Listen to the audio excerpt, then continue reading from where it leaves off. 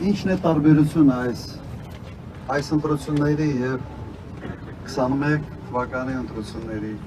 մեջ։ Գիտեք, այն ժամանակ իշխանությունը պարտերով պատերազմում, բերելով զոհեր, ձախողվելով գրեթե ամեն ինչում, բայց այնուամենայնիվ ասում էր, որ հայրենասեր ենք,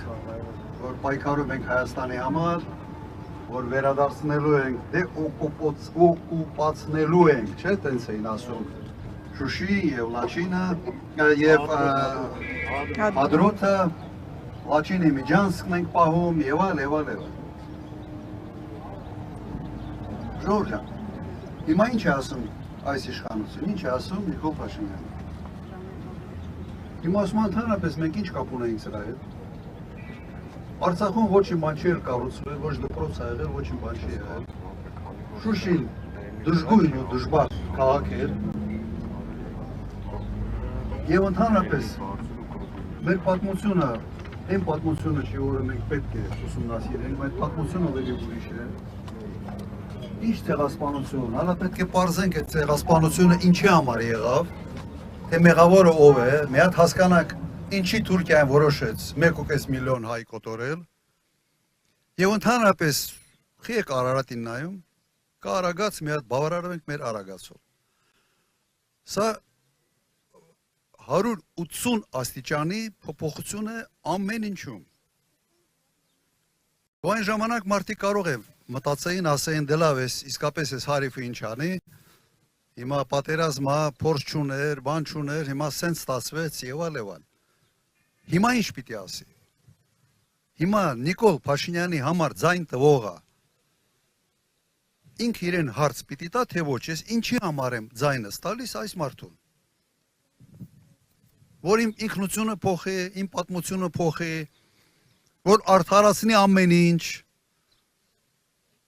Մարդ, որ ասում է 5000 զոհը հանուն ոչինչի է։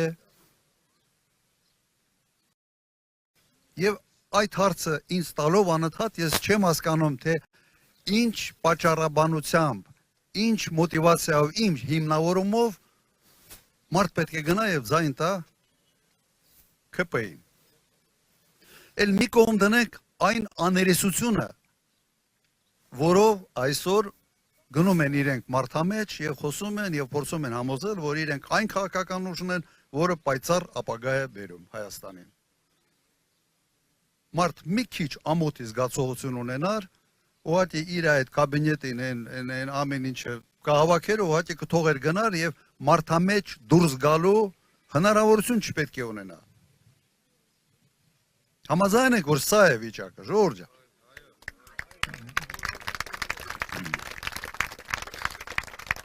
Իրականում բան մեկ բառ չեմ ավելացնում։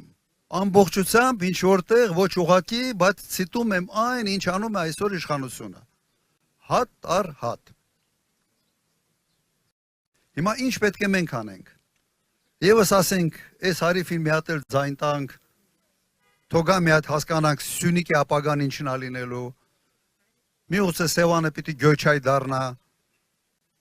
Եվս այդ հնարավորությունը տանք։ Չեմ կարծում, որ ուղղակի իրավունք ունենք դա անելու։ Մեր հայրենիքը մեծ չի, շատ ավելի մեծ էր։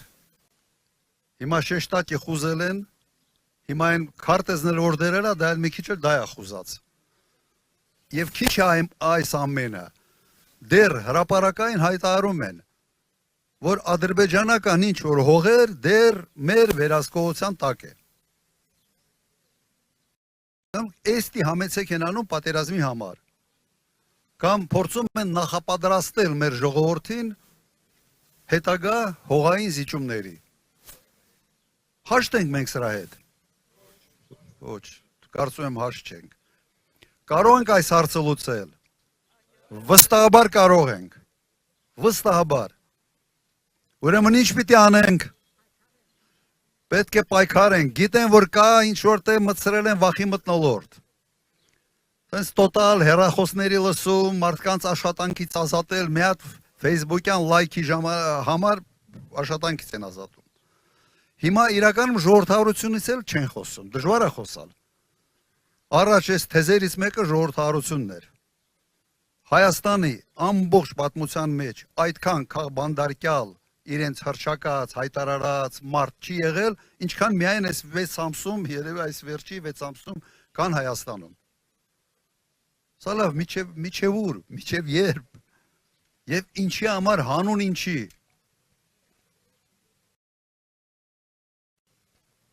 Այս երկու օր առաջ էր, հա, որ ասացի այս համբալ բառը բան դարավ, չէ՞, մի քիչ շրջանառության մեջ մտավ, ահավոր նեղացան, շատ նեղացան, բայց հեչ չեն նեղացել մեկ արտահայտությունից, որ ասել եմ Ալիևի տուզիկն է, չի նեղացել, ուրեմն կապ չունի, թե այդ մարդուն դու ինչ ես ասում, Ալիև բառը կպցրու, ամեն ինչ մարսելու է։ Հիմա չգիտեմ, լավ է համբալն ես, թե Ալիևի տուզիկը։ Ալիևի համբալը, երևի, սա ընդունելի կլնի, սա կլնի ընդունելի Նիկոլ Փաշինյանի համար։ Իրականում ամոթ է։ Եվ խոսքս դե պետք է գնա մենք ազգովի այդ արժանապատվության համար պատրաստ ենք պայքարել, թե պատրաստ չենք պայքարել։